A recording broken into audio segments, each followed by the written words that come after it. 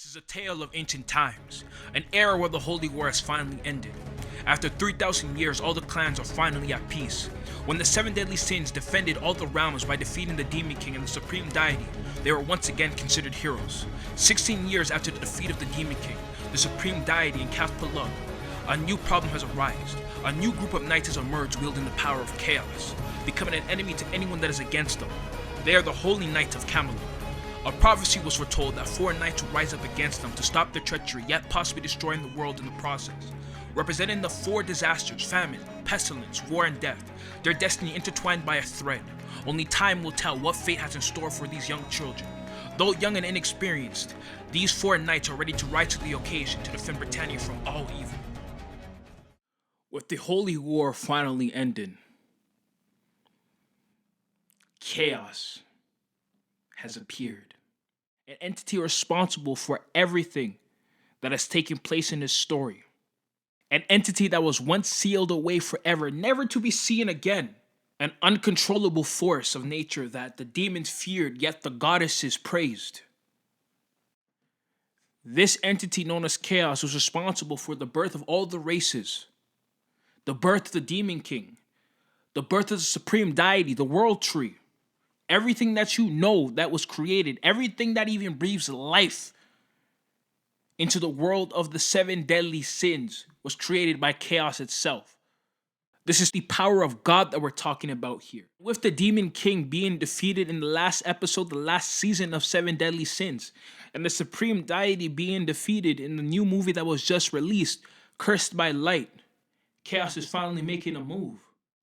Keep in mind, we already got an appetizer of what chaos is capable of. Cathplug showed us that chaos is no joke. If not controlled, it can destroy the universe. And if controlled, it can destroy the universe. But guess who is now the newest master of chaos? It is none other than Arthur Pendragon, the King of Camelot himself. You know, I'm not gonna lie, this was an amazing twist to the story. One of the weakest characters, yet the exact same character with the most potential, was given the strongest power to utilize in this series. Like, this guy is pretty much God right now. This guy has the Infinity Gauntlet with all of the Infinity Jewels. This guy's Thanos. I'm gonna give you a round of applause. Because, you know, that just means more content. But just like my nigga Uncle Ben always said, with great power comes great responsibility. And truthfully, in my eyes, I don't even think that he's able to handle it. Keep in mind, Arthur's still a child. And even in the end of 7 Deadly Sins, I can slowly but surely see his mindset, his perspective change on how things should be in the human world. Especially, we were even given another glimpse when he was burying all the people that died in the end of the Holy War in the latest movie, Cursed by Light. He just looked like a depressed person. He just looked like he was a person that was forever disappointed in himself. And the fact that he absorbed Cathplug and the type of person that I got to see Cathplug was, he definitely took advantage of that mind state within Arthur. Which I already know is a problem. I already know now that Arthur is possibly being possessed. Because, let's keep it a stack. Even though we might think that he's controlling chaos, is he really though? Because it's chaos. The word speaks for itself. It's chaos. Arthur didn't used to be like this. So my little theory is there's 2 Arthurs, because chaos is such a unique power. It wouldn't be so out of the loop for him to possibly be able to clone himself, where there's an evil side and a good side. And right now, the evil side is just taking over, and the good side really has no way of getting out and speaking for himself, maybe. I see a change where I believe that he is slowly but surely turning evil. It might not necessarily be evil. I think he just has a certain way that he thinks that the world should be ran. Just like, similar to Injustice Superman, or similar to Sinbad from Maggie. They just think that now that they are the strongest creature, the strongest species, the one singular strongest character, that they think that they should rule and everyone else should obey them, and so that they can hold all the responsibility and keep the world safe, a better place. But the twist is, with Arthur, I believe that he only wants a safe place for human beings. All the other races can go. They can get deleted for all he cares. Delete! Delete!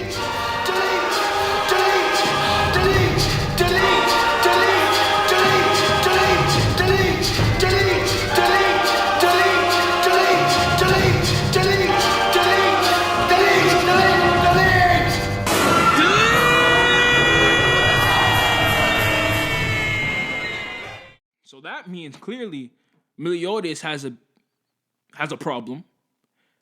Elizabeth has a problem. Bon has a problem. His wife's a fairy. King and Diane have a problem. Gauther has a problem. He's not human, he's a puppet. And unfortunately, I guess I can't say Merlin, but you know what? No, Merlin's gonna have a problem too because Merlin's gonna have to eventually fight the seven deadly sins. Her her old team. Now understand Meliodas gave her the responsibility of taking care of Arthur, but yo, do your fucking job, dog. You see, with this story, it's not about the seven deadly sins. It's about the four nights of apocalypse. You see, a prophecy was seen that said and stated that four knights would rise up against King Arthur and stop his plans. Now, King Arthur is clearly trying to put a stop to that. So he's been trying to look for the four potential knights of apocalypse. Things are getting spicy here. And it just started. Two out of the four knights of apocalypse, or the potential four knights of apocalypse, have already been shown. One of them was shown on the last episode of Seven Deadly Sins, and it's Tristan, the child of Elizabeth and Meliodas, Bloody Ellie and the Demon King Meliodas. Now, if this kid is not strong, I'm going to be heavily disappointed, but obviously he is strong because, yeah, look at your parents. These are heavy hitters. And then we have the second candidate, who is Lancelot. Lancelot is Bond's child and Elaine's child. I personally appreciated the fact that this new story didn't start off with the seven deadly sins because this immediately made me think about them. This made me think that, did Arthur get so strong that he actually managed to defeat the seven deadly sins? Are they dead? Maybe they're running away. Are they sealed somewhere? Who knows? But there's this type of mystery that I enjoy in the beginning of new stories because it allows me to ask the big questions, the question that I guess anyone that ever watches anime asks themselves. You get what I mean? The story starts off with a new character, and his name is Percival. He appears to be a young child, but he's actually 16, and he's living on top of the clouds with his grandfather at a place called the God's Finger. And you know, when they were living happily together, the grandpa really wanted Percival to go and explore the world. He wanted more for him, but Percival made it seem as if he was complacent and he was just happy to live with the grandpa. But that wasn't actually the case. His life changes when a holy knight appears to kill Percival's grandfather. This guy is none other than Ironside. Unfortunately, there's a twist to this. Ironside is Percival's father. And you know what that means? The grandpa that Percival's staying with, Ironside killed his own pops. That's fucked up. How messed up do you have to be to immediately try and finish your son and your grandpa clearly killing your own bloodline in the first episode? So I'm curious to see what he's got going on. Now, he was sent there to assassinate Percival's grandpa because Percival's grandpa had actually deserted Camelot. For whatever reason, he deserted and took something. So after grandpa's death, Percival ends up going on a journey of his own to figure out why Ironside did what he did and what the world really looks like. So this is where the Four Nights of Apocalypse officially starts. Now, just like any main story, as the story continues, Percival discovers more of his own powers, his own strengths. He was already a durable kid, a very resilient kid, a very strong kid to begin with. But as he fights more of his enemies, he realizes that he has his own magic powers, and it's actually hero magic. And the thing about hero magic is actually a very unique power. It gives him the powers of destruction, gives him the powers to clone, gives him the powers to create golems, gives him the power to heal. In some ways, he's actually very unbeatable. Certain companions he meets Donnie, who is actually Hauser's nephew. He meets Sin, who is a talking fox. And there are some similarities from Seven Deadly Sins.